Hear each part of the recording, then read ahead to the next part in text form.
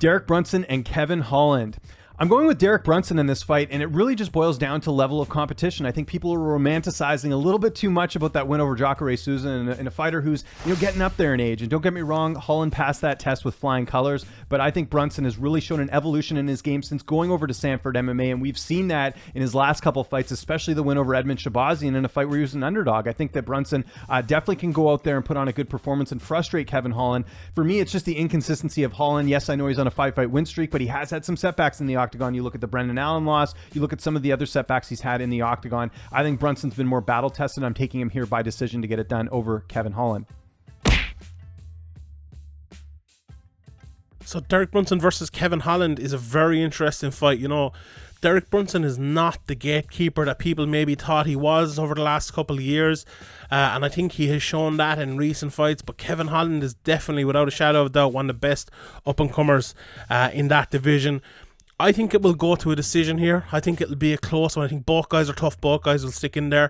But at the end of the day, I'm going for Kevin Holland to win the unanimous decision in this one. Derek Brunson. I think Derek Brunson is one of the more underappreciated middleweights in the world, because if you look who he's lost to, he was about 2 minutes away from beating Romero before he got his ribs shattered. He fought like an idiot against Robert Whittaker because he wanted that title shot. And then I think he beat Anderson Silva. So I think Derek Brunson, and then he lost to Israel Adesanya, who I think is one of the best fighters in the world right now. So yeah, Derek Brunson. Kevin Holland is super impressive, but I just think Derek Brunson is a phenomenally underappreciated talent at middleweight. It's an interesting style fight. I think Brunson, obviously, we haven't seen Kevin Holland in a 5-round fight in the UFC. We haven't seen him in the later rounds, which seems like it could favor Brunson. But I think Kevin has 5 rounds to hit Brunson, which could be a problem. And I think he knows that he needs to capitalize on the opportunity when he does hurt Brunson, which I think will happen at least some point during the fight. So I'm going to say Kevin Holland gets it done inside the distance with strikes. Oh man. Okay. This is another interesting one. Oh my God. This is why I'm not getting excited about UFC 259, because the likelihood of these actually going through is insane.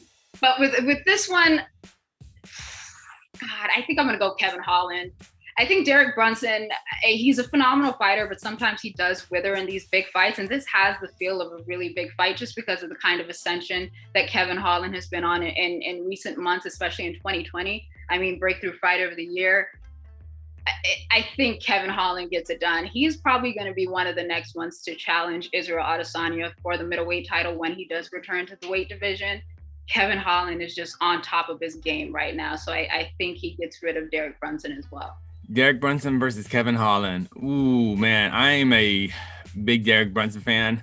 And I just think his experience and his more diversified attack, and I think he's just a much more mature fighter in the UFC now than he was, say, kind of his early run when he had the big losses to, say, Jacare and Robert Whittaker. I just think he's a more disciplined fighter now, and I thought his fight, Brunson's victory over Edmund Shabazian, was super impressive. And I love Kevin Holland, but I am picking Derek Brunson, and Derek Brunson will remain an elite middleweight in the UFC. Derek Brunson, Kevin Holland, this is a good one, but I think it's going to be, this is a bit disrespectful to Brunson, but I think it could be a showcase for Kevin Holland. Kevin Holland's been on a real rise as of late. He started off in the UFC as this guy who, he could just be fun, but never really achieved something. Now, especially after his win over Jacare, it looks like the guy has some serious talent and serious potential to achieve things in that middleweight division. So, there's a car just went past. But yeah, so I'm picking Kevin Holland in that fight, and I think he could actually finish Brunson. It could look similar to the Adesanya Brunson fight. In this fight, I'm taking Derek Brunson. He's just got more experience at this level. We know he can put a high pace for 5 rounds. Plus, he's got victories over Edmund Shabazian and Ian Heinisch. To me, what that sort of shows is that he is still very much game in this division. And although I think Kevin Holland will put up a better fight, he looked exhausted in that split decision win over Darren Stewart. He did get taken down by Jacare Souza despite his incredible striking from the bottom position. I just think it's a little too much too soon. Kevin Holland does have a submission loss to Brendan Allen. We have seen him struggle on the ground, and we've also seen his gas tank really tested across 3 rounds. I think Derek Brunson has fought this sort of challenge before. I think he can take the necessary steps to put that veteran savvy to use, drag this into deep waters, and get a decision win. Brunson certainly has the bigger strength of schedule. He's the guy who's had the more reputable wins. He's had a very long time being a perennial contender. Kevin Holland, on the other hand, is just supernatural at this point. He's doing things that just don't seem possible, and he's just on this crazy upward trajectory.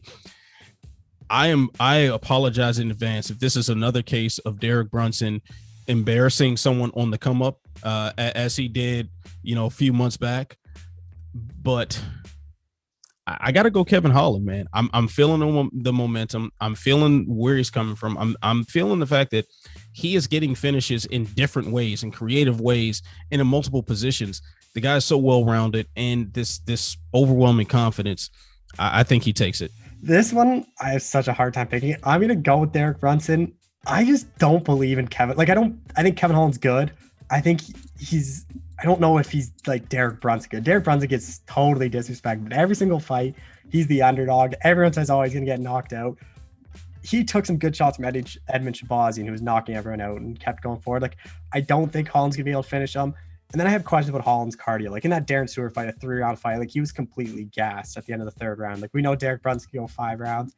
I think Brunson's just going to use kind of a wrestling style game plan, just kind of grind him out and possibly get a late stoppage if Holland gets tired. Oh, this is a tough one to call. Derek Brunson is consistently underrated just because he's that gatekeeper guy in the middleweight division, but he's always been pretty good. He's only lost to the best of the best. So we will learn in this fight is Kevin Holland ready to, be a title contender. I'm going to say he is. I'm going to go with Kevin Holland to edge this one out, but I do think it'll be really competitive.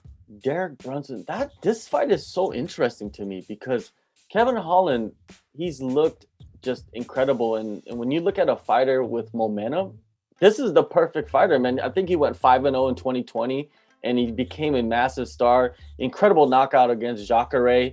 And he's coming in with a lot of hype, a lot of confidence. But I feel like Derek Brunson has that veteran's mindset.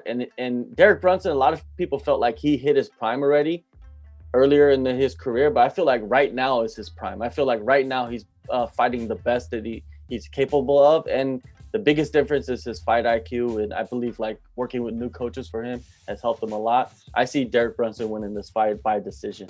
Yeah, that's a very tough one as well because, Derek Brunson, a little bit of a decent step up for Holland. Of course, he just took on Jacare, who isn't quite the Jacare of old, unfortunately, but Brunson has been rolling at this moment as well, but I'm not going to go too in depth with it. I'm going to ride with the momentum again. Kevin Holland, I think, will end up pulling something off. This guy can, knock you out from anywhere, as we've seen, and just very diverse. So, I will go with the momentum, the fighter of the year, arguably in 2020.